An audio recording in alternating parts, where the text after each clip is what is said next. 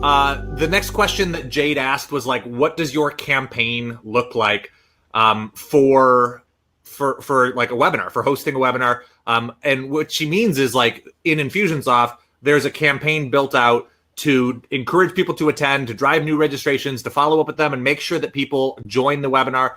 So I thought for this section, I would just share my campaign. And I want to invite you guys to either, add things that you think you would do differently or highlight things that you think are important that I overlook. But before I jump into the screenshots, are there any like high level conceptual pieces of advice that you want to lay out as far as like best practices for building campaigns around webinars? Keep it simple. Scott? One of the big ones that I look at is how many objections are you trying to overcome in your webinar? And if you've got a lot of big ones that you're trying to overcome, you may want to do some sort of like pre-framing sequence where you've got some emails and some videos. And so that's something that I look at. If it's a bigger sale, if it's a lot of objections, start to pre-frame that through a strong like indoctrination sequence pre-webinar. Yeah, so you're saying like consider what the call to action for your webinar is going to be, and then like seed that or even address any concerns that you may be able to predict, right? Mm-hmm. It's like work upstream and make sure that you've set the right expectations going into the webinar. Yeah. Starting to lay the seeds, plant the seeds to reshape and break down some of the beliefs that they may have. Cool. I like that. All right. I am nice. I just discovered I can resize my webinar window without compromising what's displayed because it's only doing that browser tab. So now I can see the chat. Bring it on. All right, so here's the campaign that I use. There's kind of two sections here. The top part is the invitation, and then the bottom part is the follow-up once they have registered. So like for this webinar, the invite group is OG members and experts, and those are the only people who should have received email invitations from me. The invite sequence looks like this. It just begins with people who have a specific tag, which is why I have a branch right up front to pull people out who have opted out of this type of communication. If somebody says, hey, I don't want to hear about your future webinars, this is called, a lot of people call it like an entry filter. If you know a campaign is not going to be appropriate for someone, you just add a branch right up front to filter out people who should not be in that campaign. And then within the webinar invite sequence, I think I have 3 individual emails. And I paste those out, you could see a week before, 3 days before, and then 24 hours before. So sort of a decreasing cadence as the webinar approaches. And the reason I used date timers on those is so that if somebody joins, the OG membership on the 13th, they're going to miss that first invite, but they're still going to be added for that second invite. Or if they join on the 16th at 1 p.m., they're going to get an email that day because they're still during that window. So I use date timers with some of them a specific range of time to make sure that those invites are going out. Many of you would have seen these emails. And of course, if you register on the first one, you don't get the second or third one, etc. Here's the copy for that first email. I've got I don't really care about the text here. Well, I guess we could talk about that. But what I wanted to point out with the email is that I have 2 buttons. The first is a one-click registration so that if they know this is for them, they can just click and they're registered right away. And then the second is like, I want to see the details, and that takes them to the registration page where they can watch a video and read the bullet points and hear me brag about how great Jordan and Scott are, etc. So I've got those 3 emails, and then once they register, they jump down here, and that's where the second part of the campaign comes in. And it's those 2 goals up top that sort of complete that first segment. Either they opt out or they register, and it moves them down to the bottom.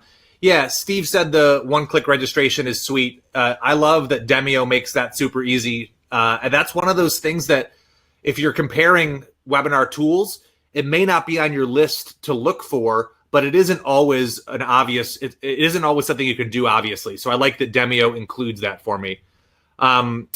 in the confirmation process, so after they have registered, I use the Demio reminders for the instant confirmation and for the 1 hour before. So the email you get right after you register and the email you get 1 hour before both come from Demio. And you can edit those in Demio a little bit. But then I choose to do the intermediary follow-up in between those from Infusionsoft. And the reason I do that is because if the integration fails, I know they're going to get the instant confirmation and I know they're going to get the 1 hour before. So if for some reason that information doesn't go to Infusionsoft, they can still join the webinar. Jake's asking, why not do all emails from Infusionsoft to keep the branding the same? I agree. Like that would probably be a more consistent experience, but I consider this sort of a fail-safe where if for some reason the tag doesn't get applied in Infusionsoft, they still get their links. So that's my fallback. But that's the compromise or the trade-off is that the emails don't look the same and they're coming from a slightly different address, which might be hard for the recipient. So at least I've got both my bases covered there.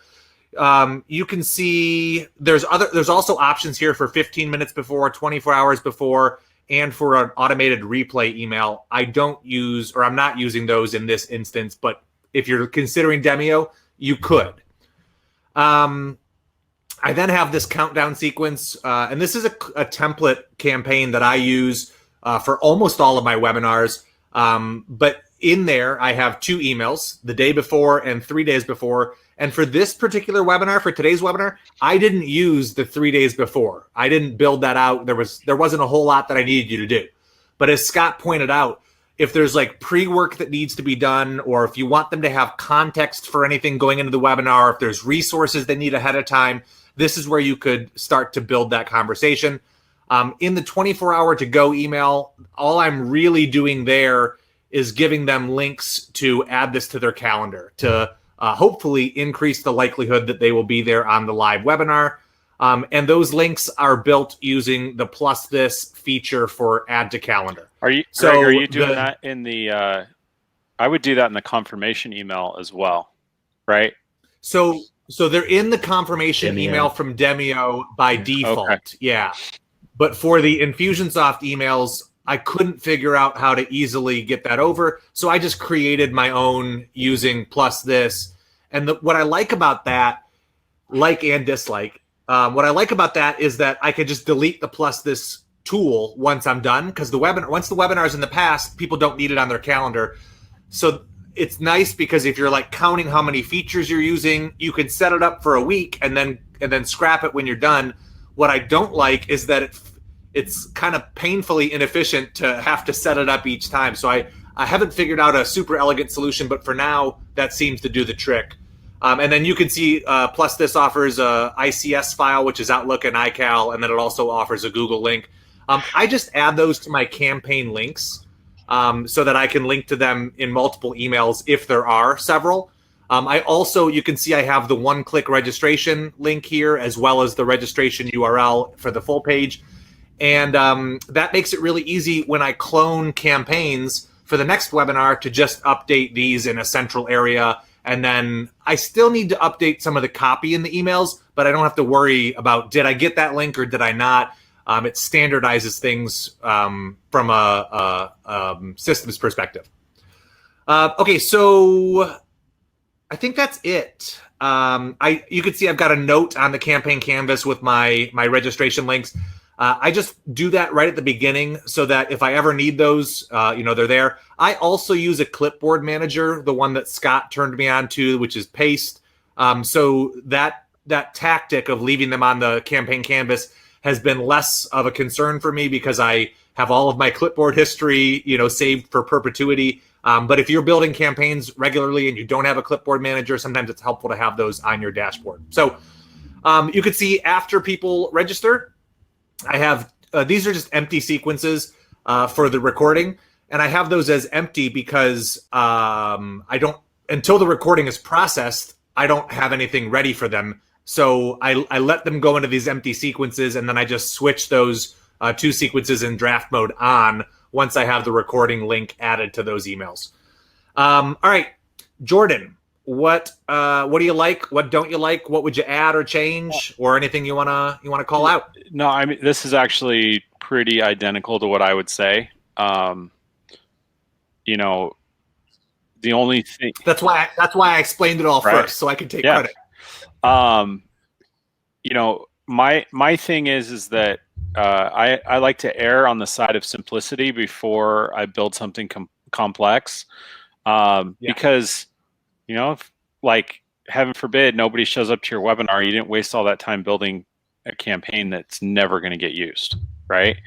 True. So, you know, a goal and a sequence to get people registered, fantastic. That's all you need, really. Like, that's the minimum, right? And then, you know, when people show up or don't show up, then you can decide to go add on these other pieces. So, but yeah, no, I love That's this. fair. And the thing that the staggered send dates, I think was great, the way that you did that. And the way that you have it set up to say, don't tell me about your webinars, but I still want to get stuff from you is awesome. So, Right. Yeah. Thanks, man. Scott, anything you want to highlight or add? Yeah, love those, dude. And great framework. You know, like that's very similar to the way that I build things as well. The one on here is if you're selling things, you know, if you're trying to drive people to a cart close or, you know, something like that. I've hiccuped on this one a few times, and it was one that I made sure I always add in if we're doing a sales thing, is right there where you've got the webinar attended and missed webinar. If you're driving them into a replay sequence, I had missed this on some, where if people actually went and bought during the webinar, they still got dropped into the replay sequence, trying to drive them there to then go purchase. And so it was adding some sort of filter right after the attended or didn't attend that checked to ensure that if they had already purchased, you know, down the way that we just pulled them out. Yeah, so that's a great point. Scott's saying that after these goals, right, if the call to action that's in the replay or in the replay email has been rendered, you know, obsolete because they've already purchased that thing, you could branch them out to speak to them differently. That's also a really pertinent use case for liquid content. So as you guys have heard me talk about, and Jordan did a video on this recently, there's a feature Infusionsoft is introducing. I keep saying any day now, and I don't know when it's actually coming, but I know it's ready, and they just have to deploy it, which will allow you to add segments or copy to your email that can hide or reveal based on what people have or haven't done. So there's potential for adding your call to action and then using liquid content to only display it if they have not purchased that thing. Johnny said he needs that. It's like the most excited I've been about an Infusionsoft feature, in years, and it feels like dragging their feet on rolling it out. But to their credit, they have continued to improve it since it was first implemented. I've seen some changes. They're working on it. It's awesome, but it's fairly difficult. Like, you have to have a developer mindset to be able to use it right now, which is problematic. But the for power most behind people, it is for nerds like me, it's pretty freaking awesome. Cool. So great point there. And Jordan, to your point, like, if you like this whole section, the confirmation and countdown sequences, you don't need those if you're using the native reminders from your webinar tool. And so unless I believe I'm going to have a bunch of people register, I wouldn't go through the effort of setting those things up. Now, just as a fun or maybe not so fun question, have you guys ever had a strikeout? Have you ever had 0 people show up for a webinar? Yep. Scott?